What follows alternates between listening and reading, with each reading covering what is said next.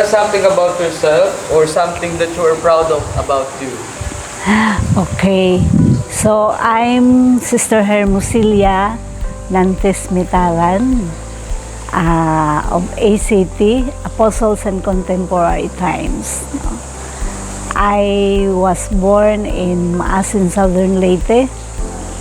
I am the youngest of the 5 children, and my mother is already a widow, and she assumed as our mother and father in the family. And when I was in high school, I was also dreaming to be a sister, but sister of different kind, no belo, walang belo. And I have also a sister, Benedictine sister. But they told me, how come? Sabi ko, basta. I was second year high school by the time. And then when I graduated in high school, the guidance counselor is having an interview with me. So I said, I want to be a social worker. So, why do you want to be a social worker? I want to serve humanity. So, it's vague. So, because I chose that kind of profession because I want to work in the community. And then when I graduated in college, I landed a job, as a social worker. And my work is to implement community development projects in our place. And then I transferred to Marikina in St. Scholastica's Academy, the foundation of Tuason Community Center Foundation. So I was so active by the time with the urban poor, with the workers. But then I feel self-emptiness. I enjoy my work, but I want to have a meaning giving for my work. So it so happened that there was a sister who happened to have no belo. So I was attracted to them. And their location is in rural area in Quezon Province. So I also immersed with them. And I was in love with them. So my sister Benedictine sabi, what is lacking in the Benedictine that you choose that ACT, Apostles in Contemporary Times? So I told her, I like their lifestyle. They are simple, and they work in the community, in the rural areas. So I joined with them, and I continue my work, as a social worker with them. And we organize first basic Christian communities, what we called Munting Sambayan ng Kristiyano. So it was a terrible experience for me because we live in a barangay with no electricity, and water is fetched in the balloon in the and we mm, we make our laundry in the river. And when it was already tapos, we live in a bahay kubo with simple multi-purpose bahay kubo. Our prayer room, a small space only, prayer room, sleeping quarters, then place of eating. So very very simple, talagang pobre ika nga. So pero I really enjoyed the situation. So my mother did not understand what kind of profession or what kind of mission I chose. So I explained to her. And then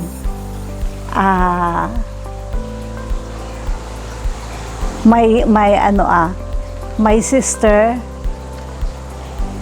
went to the project area, our project area. What is this Hersey doing? Why she enjoyed very much. And when she happened to see our situation, she told me, you are a missionary more than I am. But she's a sister, ha? So, yun ang ang situation namin. Sister, ano po yung pinaka greatest challenge, or can you give at least 3 or 2 challenges that you encountered when you enter religious life? Yeah. The challenges I encountered, I experienced with the people, I enjoy listening to their stories, and the real life situation challenged me to work with them. So work with them, sleep with them, then plan with them what we are going to have a program. So the program was conceptualized together with the people. Ano klaseng pamumuhay ng mga tao na yun? The community is a farmers community. And we also have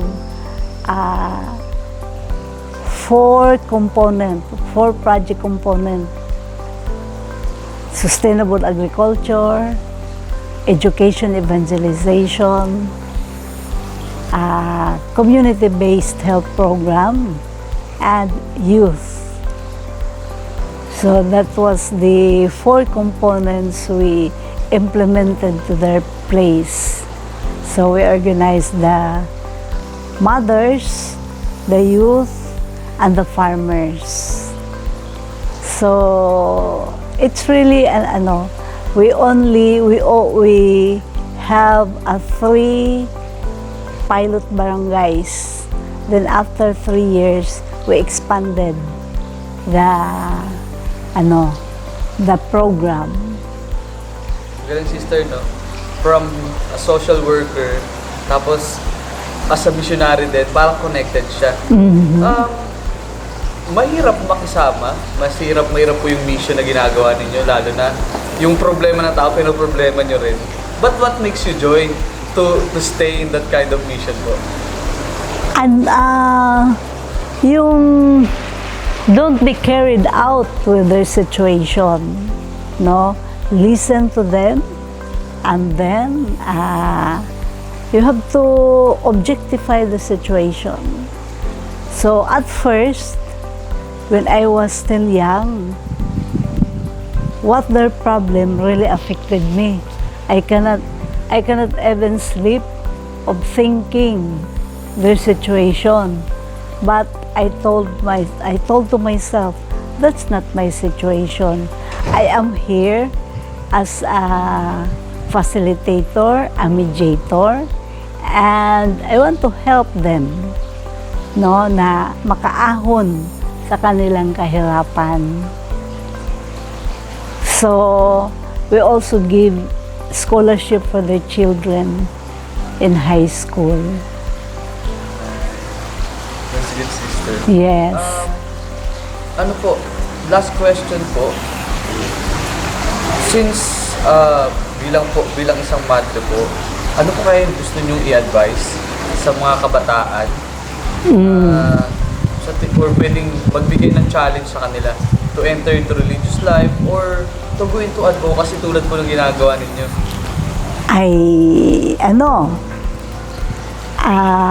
Part of our education evangelization and mga youth leadership and several seminars, no, we always motivate them to be a real person and then remain simple. Do not be uprooted to your situation. Even if you finish your studies, don't leave them, no? If you work outside, but don't abandon them, no? And syempre, yung fear in God, and also your life is not only for yourself but for others. Kaya be other-centered, be involved in the parish program, especially in the youth ministry. Kaya there are people, there are youth now that they are working in the parish. Sister, ano po, ito na talaga siguro, final. Parang feeling ko, ginugol niyo po yung lahat para sa iba, sa ibang tao. Yung buhay ninyo ginugol niyo para sa mission. Meron bang time that you get in love? Before I joined ACT, I have a boyfriend, no? In line with my work, he is an agriculturist. But our principle is very different. He don't believe the sacrament of matrimony because in their family, he has two brothers and one sister who get married, but later on they separated with each other. That's why he don't believe in wedding, in sacrament of matrimony. But my family is religious. They are very active in the church goer every day, especially my mother. But we as a Biko, we have a different point of view. So better we have to parted ways as early as possible. And there was also a time, no, I was assigned in the school, no, but I have still inclination to work with the community.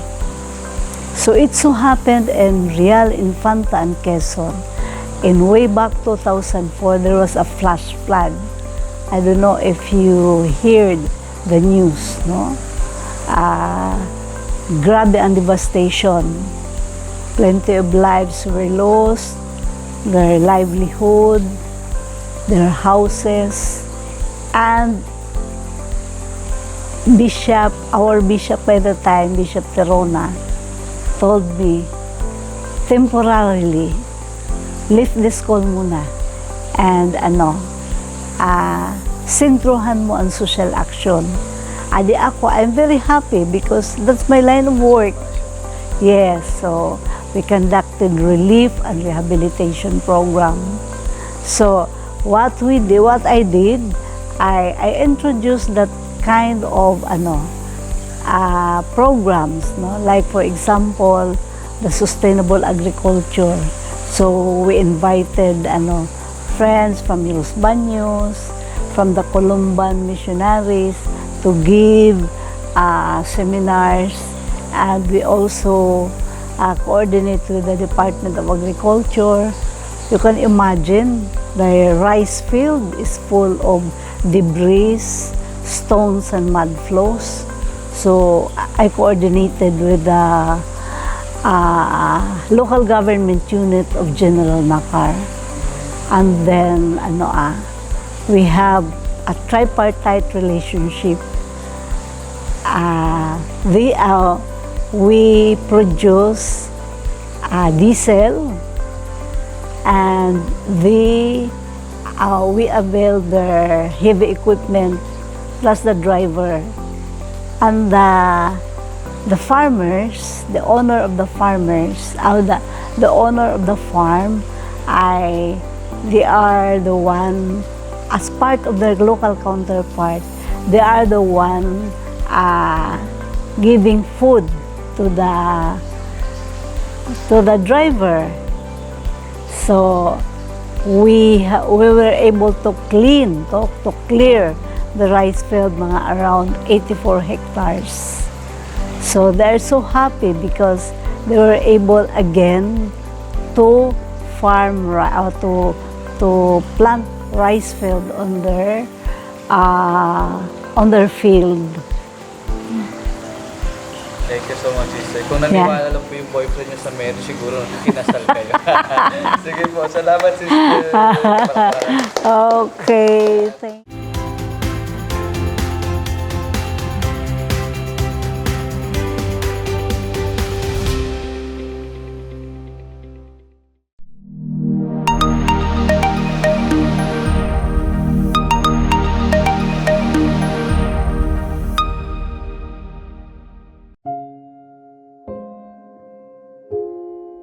Este mes tengamos en nuestra oración el cuidado pastoral de los enfermos.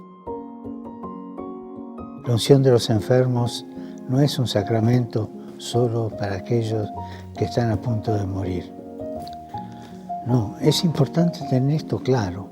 Cuando el sacerdote se acerca a una persona para darle la unción de los enfermos, no está necesariamente ayudándole a despedirse de la vida.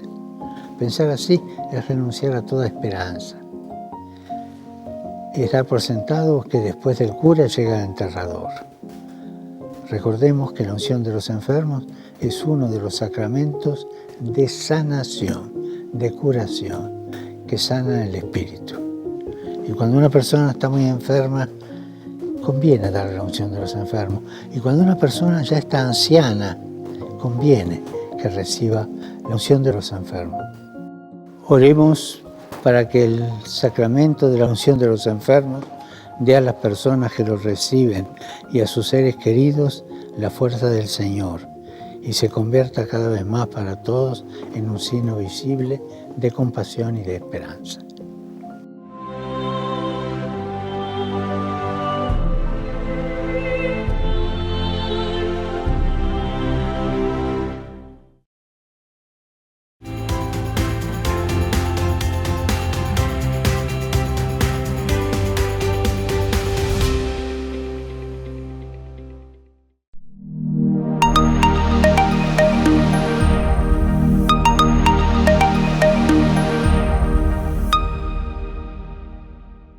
Tell something about yourself and ano po yung isang bagay na sa tingin niyo you are really proud about yourself.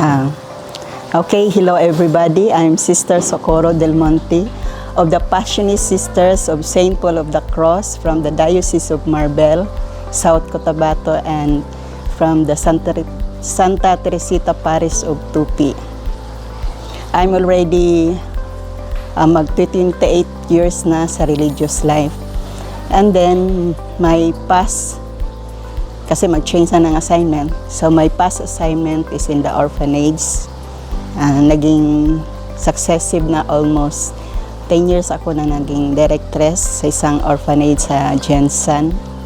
And then, we are taking all girls, those who are in difficult situations.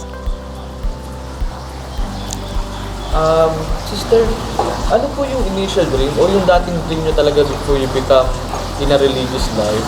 Ano yung talagang pangarap niyo sa sarili niyo? Then, paano po nag-turn yung life ninyo na napunta kayo dito sa vocation ninyo ngayon? Actually, nung bata pa ako, malakas ang attraction ko sa sa mga religious, no? Sa mga madre, saka sa mga pari, sa simbahan.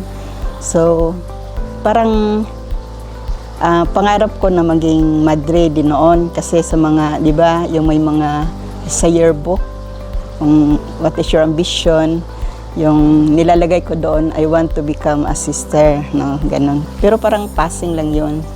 And then until na maraming mga nangyari sa buhay, and then later, so during adolescent stage, mag-advance na ako sa tanong mo, hindi ako nagka-boyfriend. So because of the situation in the family, I am the product of a broken home. So hindi ko naman sila sinisisi because human as they are, there's no perfect family. But thankful din ako na naging magulang ko sila. Pero syempre, there's consequence. So parang meron akong takot to enter into a relationship. So kasi ang prinsipyo ko noon, if ever I will love a person, I will stick to one and die for it. So yan ang prinsipyo ko. Kaya lang, looking back at my background in my family, so sabi ko, sayang ang prinsipyo ko. So my tendency, because as human, hindi naman perfect, so my tendency na ang nangyari sa amin, mangyayari din sa aking married life someday. So I didn't want to repeat the history itself. So ganon, sabi ko nga, I don't want to get into relationship and get married. And then until na naging katekista ako noon, and then di ba, before being a catechist, there are mga formation course, seminars. So in one seminar, parang nagkaroon kami ng isang seminar na naging topic is about Christology. So very simple lang na Christology. Pero na-attract ako nung gi-present na yung mga character traits ni Jesus. Sabi ko, wow, ito na pala, sabi ko. So hindi sayang yung love ko kung iano na ako kay Jesus kasi lahat ng mga hinahanap ko sa lalaki nandiyan na sa kanya. So bakit maghahanap ako ng iba? So doon nagsimula, yung parang nagkaroon talaga ako ng parang human attraction with Jesus. And then sabi ko, okay, someday, I want to enter religious life and then I want to offer my whole life to Him. Kasi siguradong hindi ako mabibigo. So my life will not become, my life will not be a history that will repeat itself.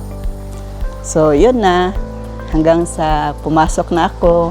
And then during my formation, it was like a honeymoon stage, no, in the formation. And then I always share with my mistress na during my prayer life, and it seems I'm in a cloud 9. But my mistress would tell me, Socorro, you need to put your feet on the ground. So, hindi ko pa yan naintindihan noon. Sabi ko na, ano ba to si sister, hindi ba siya naniwala sa akin na ganito, I'm so in love with Jesus, and then during my prayer life, I'm so happy. It seems it's heaven for me when I'm inside the chapel or like that. But after my first profession, then I understand what our mistress told me, that you need to put your feet on the ground because it starts the reality. Thank you, sister. Tulad po ng isang relasyon, sabi niyo po that you're really in love with Jesus. Yeah. Is there any moment in your life with Jesus na parang naging challenge, nagkaroon kayo ng challenge? Yes. Can you give at least 2 challenges? Oo. Yes. meron talagang challenges because human as I am, no? Hindi naman because like what our misters also told me that God is not always a God of consolation. Siguro during my formation year, I encountered the God of consolation. But after my profession, here's the reality. But the challenge for me is yung sabi sa Bible na if you really love God, you need to love your neighbor, no? If you cannot love your neighbor na nakikita mo, how much more yung Diyos na hindi mo nakikita. So it's a big challenge. Siyempre, being a human, yung psychological makeup natin, so nandun na yung mga kainaan. If you are being challenged in a certain situation, so nandun na yung mga human tendencies na magagalit, magtatampo, medyo mawala ng gana, ma-discourage, so nandyan yan. But in every situation, I have always insight about it. No? So I grow in that situation. Kasi to follow Jesus is not a bed of roses. Like sinabi nga ni Jesus na if you want to follow me, siyempre kagaya rin sa Kanya, you need to carry your cross and follow me. So it's not really a bed of roses. Tsaka yung ang ano din ng aming charism is to promote and to live the passion of Jesus and the sorrows of Mary. Not in a negative way na hindi naman masaya ang ating Panginoon na naghihirap ka, but it's in the name of love. So if you love truly, there's really a consequence that yung suffering hindi mo talaga maiiwasan. Just like our Lord na because He loved us so much, that's why He accepted the sufferings, even death on the cross. But beyond that, there is always the resurrection. So God saved us through His suffering and death on the cross. So as human, lalo na sa followers ni Jesus, so yun ang consolation. That is the consequence of love. The consequence of loving Jesus and being a follower of Him. Thank you, sister. Kanina nabanggit nyo, no, yung isa sa krus na pinapasabuhin nyo is to loving others. Kasi kapag di natin minahal yung kapwa natin, parang how much more yung God. hindi natin nakikita. Pero how can you keep your love with other people para makita ninyo yung totoong kaligayahan sa puso ninyo? Ano po yung nagbibigay ng saya sa inyo? Siyempre yung nakikita mo na una talaga sa apostolate, no? Kasi tumagal ako sa orphanage.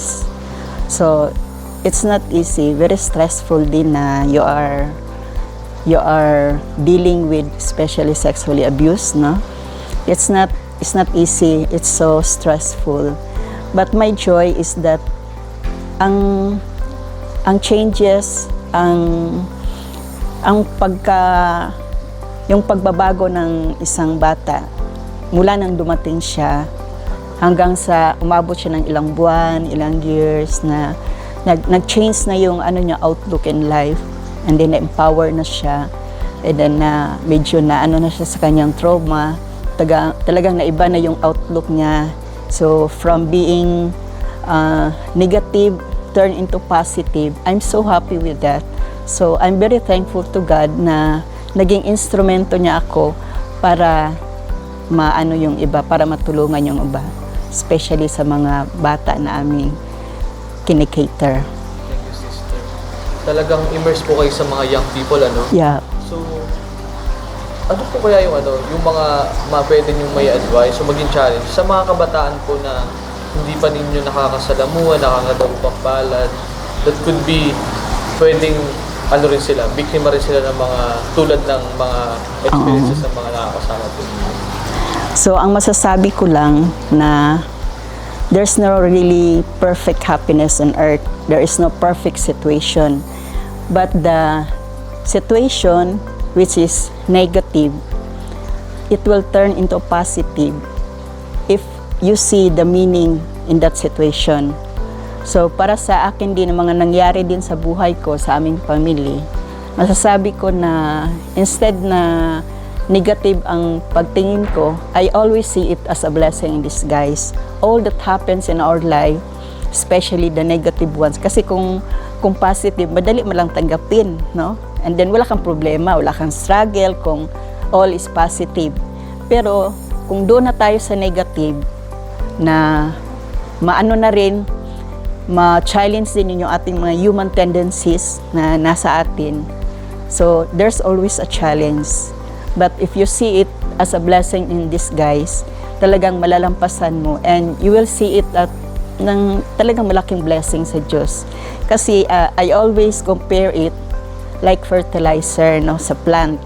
Di ba yung mga basura, yan ang nagiging organic fertilizer, which is a very good fertilizer for the plant. No, magiging healthy talaga ang plant pag organic fertilizer na ang ilalagay mo. So mga basura natin sa buhay, yung mga negative experience natin sa buhay, na minsan ang tao ay naliligaw ng landas dahil sa kanyang experience. But if you see the meaning in that experience, so magiging meaningful at saka maganda ang buhay mo. Kasi sila ang nagbibigay, parang kumbaga sa halaman, sila nagbibigay ng mga nutrients sa halaman upang lalong lumago ang kanyang pagtubo. So kagaya din sa atin, sa ating buhay, yung mga negative experience natin, yan din ay magbibigay sa atin ng wisdom, insight, so mga kaalaman upang tayo ay lumago, maging mature sa ating buhay bilang isang tao. At sa mga kabataan, huwag kayong matatakot sa magiging future ninyo. Basta you are always doing the right thing and don't be afraid to face challenges in life. So challenges will always make us strong and better person. So who knows, no? Kagaya na ni Mama Mary na at the young age, nag-yes sa Panginoon to be the mother of God without knowing what will be the consequence of her yes. So ganon din sa atin, especially sa mga young ones na gustong pumasok sa religious life, na huwag kayong matakot. Life is not a bed of roses. It's full of challenges, but the grace of God is always there. So gaya sinabi ni St. Paul, my grace is always enough. So, Thank yan you lang. so much, sister. Hindi ko na po tatanungin kung nagka-boyfriend kayo. Oh, nauna na. Salamat, sister. Okay.